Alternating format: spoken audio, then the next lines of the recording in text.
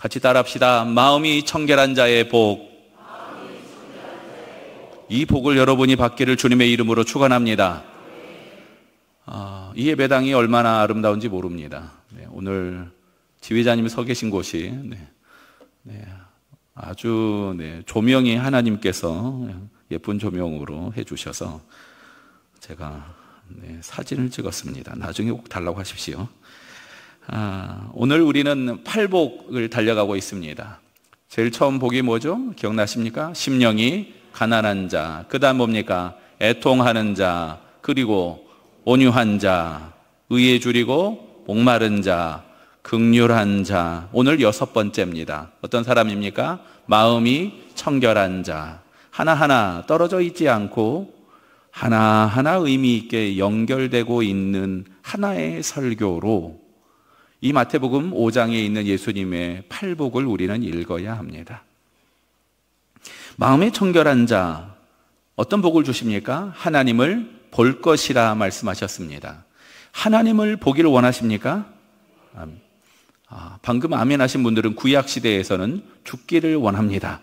이렇게 얘기하는 겁니다. 왜냐하면 구약시대에서는 하나님을 본다라는 건 곧 죽음입니다.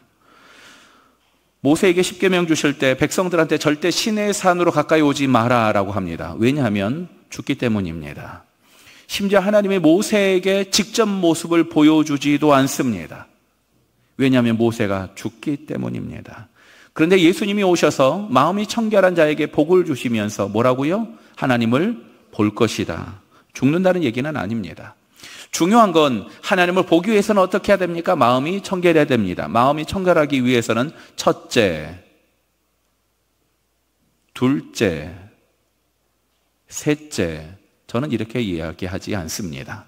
왜냐하면 마음이 청결하다는 것은 그냥 우리가 뭔가를 열심히 하면 마음이 청결해집니까?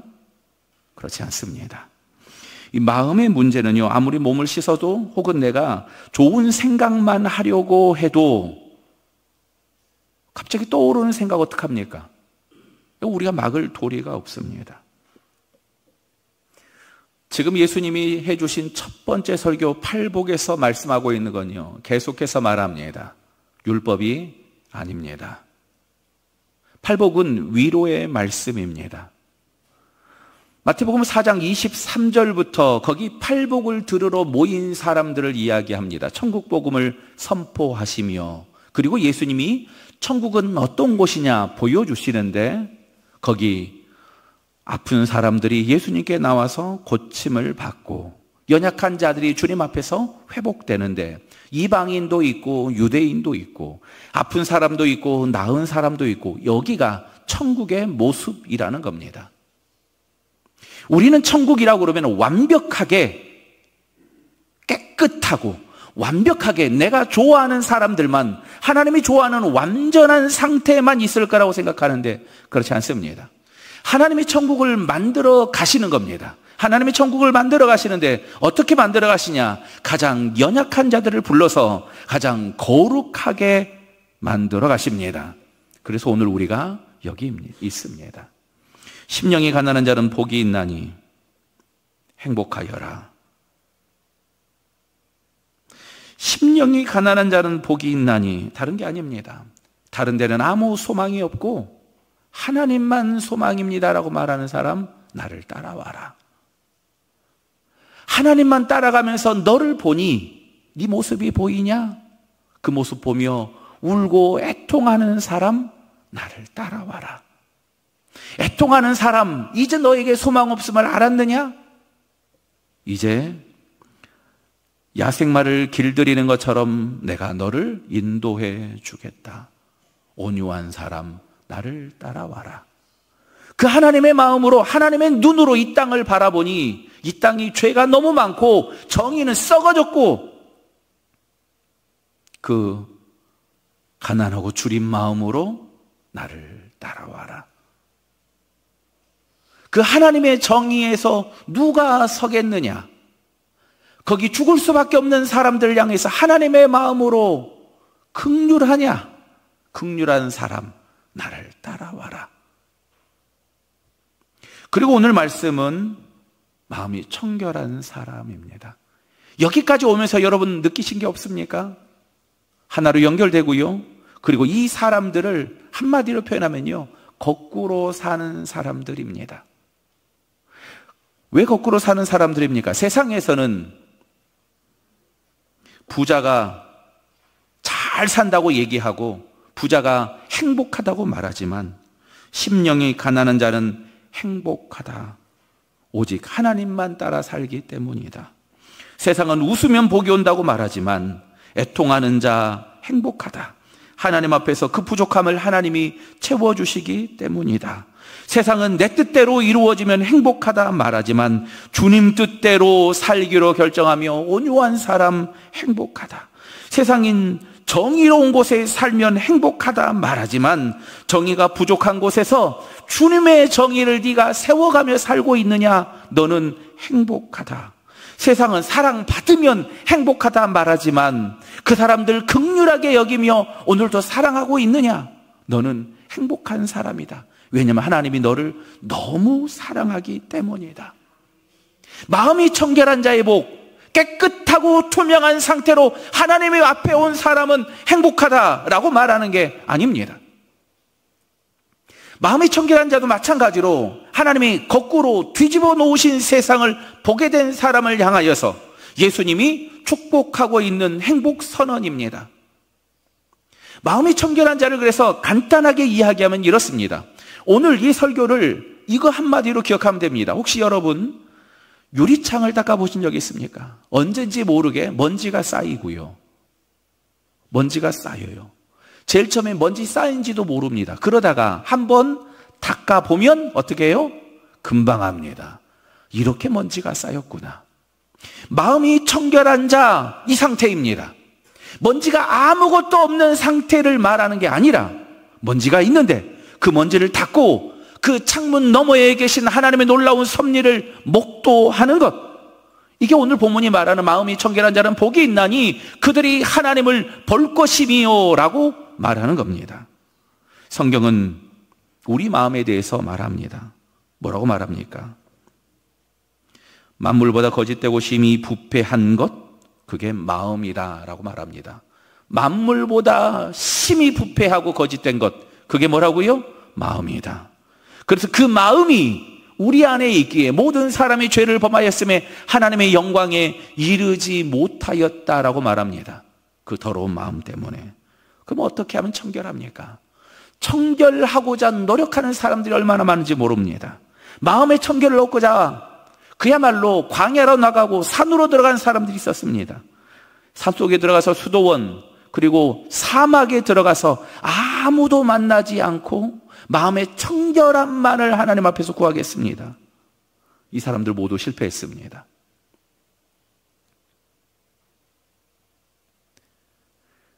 성적인 욕망을 절제하기 위해서, 그 죄를 안 짓기 위해서 여자들이 모여서 수도 수녀원을 이룹니다.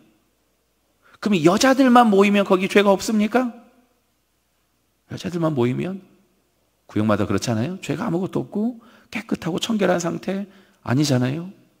이 말도 하고 저 말도 하고 죄를 지을 수밖에 없습니다. 말 때문에 우리가 죄를 짓는구나, 우리가 청결하지 못하구나. 그래, 그러면 아예 말을 한마디도 하지 말자. 그래서 전 세계에 침묵 수도원이 몇 개가 있습니다. 몇 개밖에 없는데 그 중에 하나가 우리나라에 있어요. 우리나라 사람들 열심히 합니다. 외국에서도 와요. 우리나라에 와서 거기서 말하는 겁니다. 거기서 사는 겁니다. 어차피 말 안 하고 사는 수도원이기 때문에 외국 사람이 여기 와서 살아도 아무 문제가 없어요. 그 사람들 그러면 어떻게 의사소통하느냐? 손짓 발짓 하고요, 글을 쓰든지 숫자를 보여줍니다. 그렇게 해서 의사소통합니다. 그러면 거기는 깨끗하겠습니까? 거기 있는 사람은 마음이 청결하겠습니까? 그렇지 않습니다. 성경은 사람의 마음을 우리가 결코 깨끗하게 할 수 없다라고 말합니다. 그러니까 우리가 마음이 청결하게 하기 위해서 하는 수많은 리스트들, 그거 다 갖다 버려야 됩니다. 그리고 나서 시작하는 겁니다. 우리가 알고 있는 청결이 뭡니까?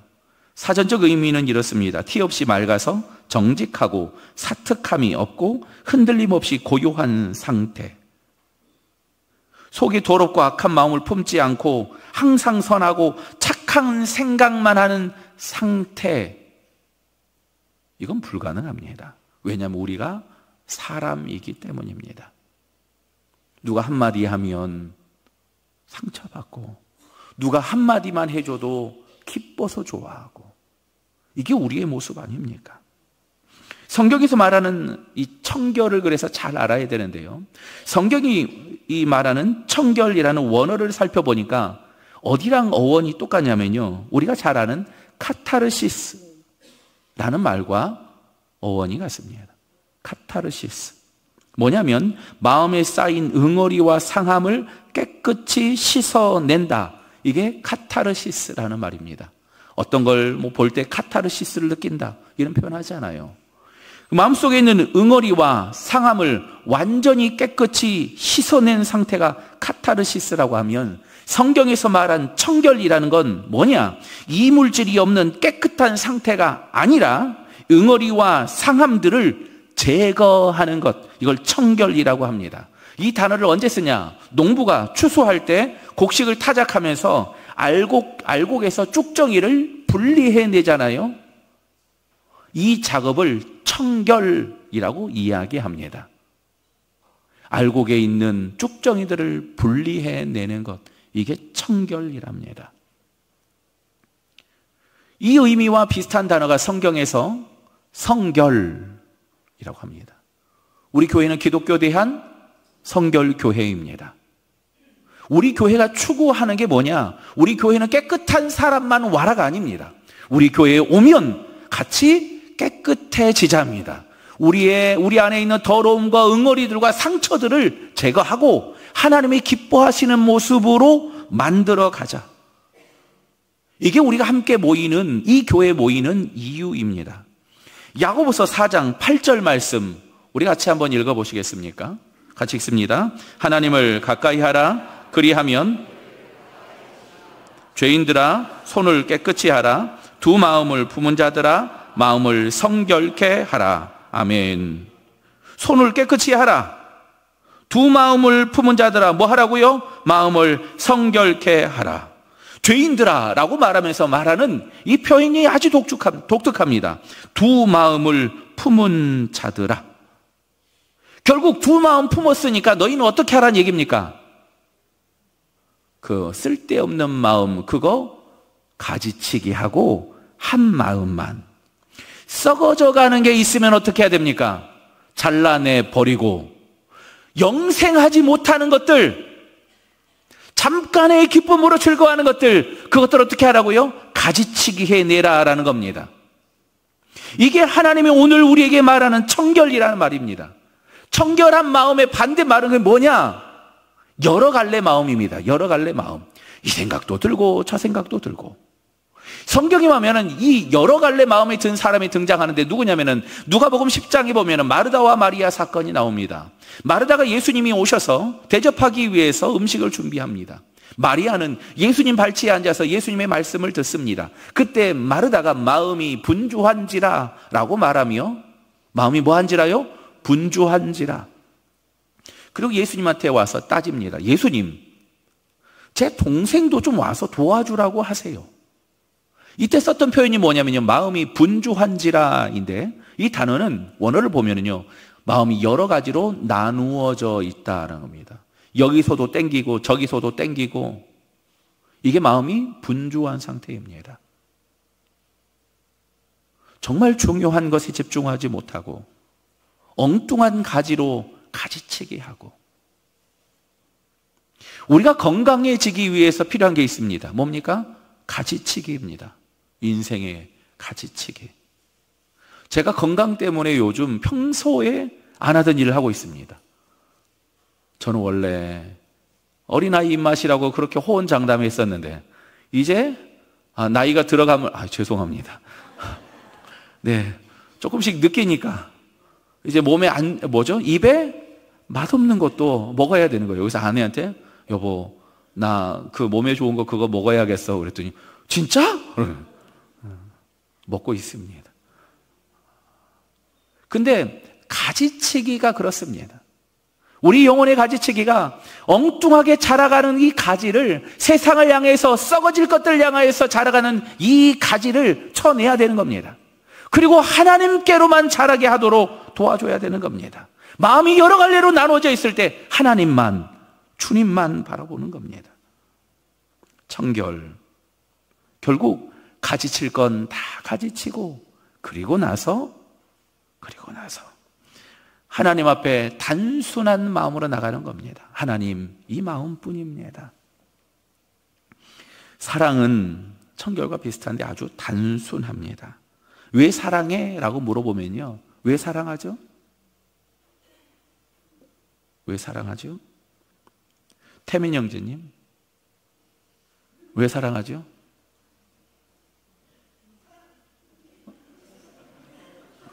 열세 살이나 어린데 결혼하십니다. 물어보면은 그냥 사랑하죠. 그냥.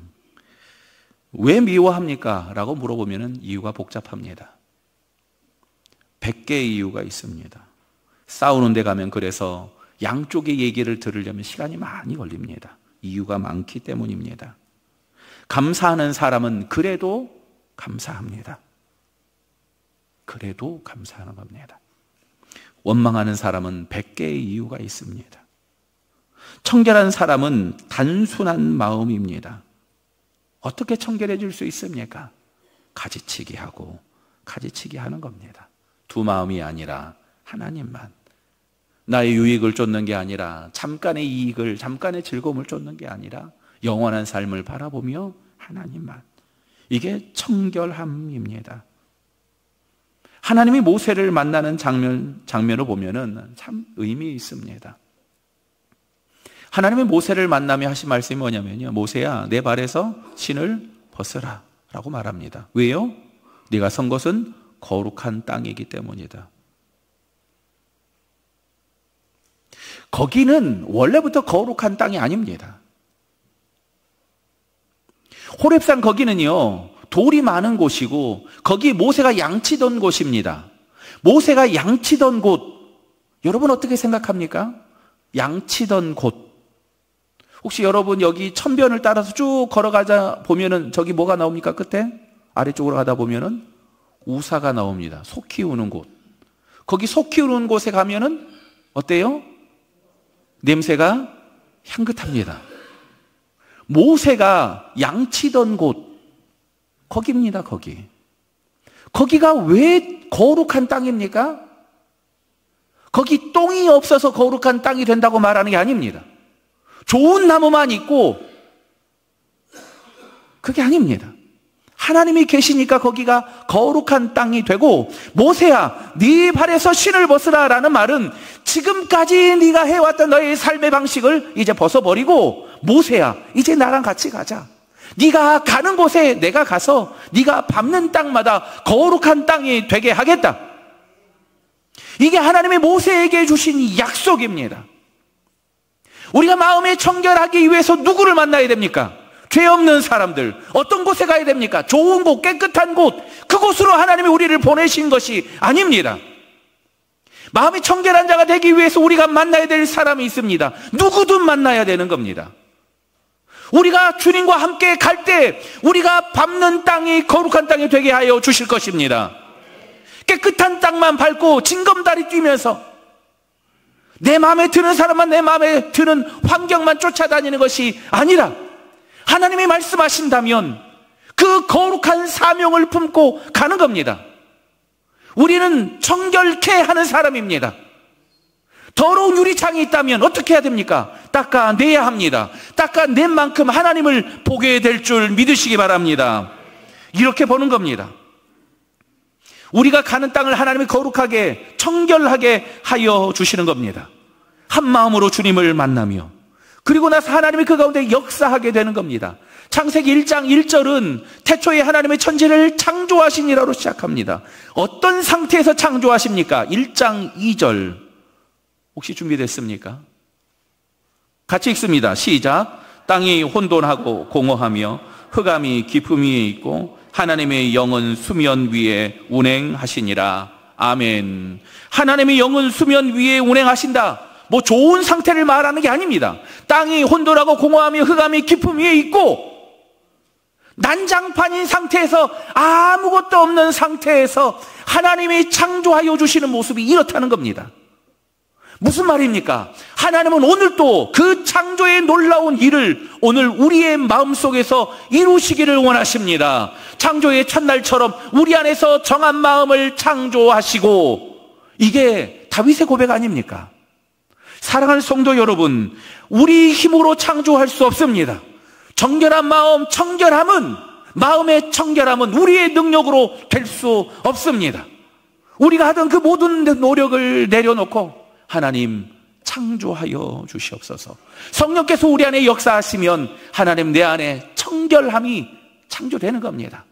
성령님이 내 안에 역사하면 그게 죄인 줄 알아 회개하기 시작하고, 성령님이 내 안에 역사하면 그 더러운 곳이 하나님의 거룩한 곳으로 바뀌도록 우리를 사용하여 주시는 겁니다. 성경 역사상 가장 악독한 시대를 살았던 사람이 누구냐 물어보면은 저는 단연 노아라고 생각합니다. 왜 노아라고 생각하냐면요, 오죽하면 심판했겠습니까? 노아 때 심판합니다. 그러면 노아는 어떤 상태를 살았느냐? 노아한테 한번 물어봅시다. 창세기 6장 7절 9절입니다. 9절, 6장 9절 같이 읽습니다. 시작. 이것이 노아의 족본이라. 노아는 의인이요 당대의 완전한 자라. 그는 하나님과 동행하였으며. 아멘. 그 험악한 시대를 살았는데 노아 혼자 이렇게 어떻게 살 수 있었습니까? 노아는 당대의 의인이요 완전한 자라. 어떻게 노아가 이렇게 살 수 있습니까? 바로 앞에 그 이유가 나와 있습니다. 6장 8절 같이 읽습니다. 그러나 노아는 여호와께 은혜를 입었더라. 이게 노아가 당대의 의인이요 완전한 자가 될 수 있었던 이유입니다. 노아는 여호와께서 은혜를 옷 입혀 주신 겁니다. 그 더럽고 악한 시대에 노아가 왜 영향을 안 받았겠습니까? 그런데 하나님이 은혜를 옷 입혀 주시니까 노아는 당대의 의인이요 완전한 자라 하나님이 인정해 주시는 사람이 되는 겁니다. 우리가 할 수 있는 게 아닙니다. 마음의 청결함도 마찬가지입니다. 율법을 지킴으로 마음이 청결합니까? 그렇지 않습니다. 성경이 말하는 청결함은 죄를 안 짓는 게 아니라 죄를 회개하는 능력임을 믿으시길 바랍니다. 하나님께 은혜를 입었더라. 한 번도 죄 짓지 않은 사람이 마음이 청결한 게 아닙니다. 태어날 때부터 지금까지 나는 더러운 것을 만지지도 않았고 더러운 곳에 가지도 않았습니다. 이 사람이 마음이 청결한 게 아닙니다. 마음이 청결한 사람은 악이 무엇인지 아는 사람이고, 악에게 유혹을 받고 시험 받는 게 무엇인지 아는 사람입니다. 그런데 하나님 앞에서 가지치기 하는 것처럼 과감하게 성령의 능력으로 그 많은 유혹과 시험들을 가지치기 하며 성령의 능력으로 그 더러운 것들을 정결하게 바꾸어 나가는 사람, 하나님 이것도 죄요 저것도 죄입니다. 하지만 하나님의 거룩한 인생을 살기를 원합니다. 우리 안에 있는 더러운 것들을 주님 앞에 고백하며 하나님의 거룩하게 하는 능력을 힘입는 사람. 그러나 노아는 은혜를 입었더라. 죄인인 우리가 거룩한 옷 입고 천국에 가는 것, 이것을 성경은 복음이라고 합니다. 복음. 마음이 청결할 수 없는 우리가 오늘 또 한 걸음 마음의 청결함으로 나아가는 것, 이것이 복음을 듣는 우리에게 주신 하나님의 명령입니다. 마음이 청결한 사람, 사랑하는 성도 여러분, 우리의 노력으로 되는 게 아닙니다. 기도원으로 가라, 광야로 가라 말하는 게 아닙니다. 하나님의 은혜를 입어 성결하라. 마음이 청결한 사람은 두 마음을 품지 않고 오늘도 가지치기 합니다. 예수를 믿음으로 그 은혜를 힘입고 마음이 청결하여 하나님의 은혜를 입는, 그래서 하나님을 보게 되는 저와 여러분 되기를 주님의 이름으로 축원합니다. 기도합시다.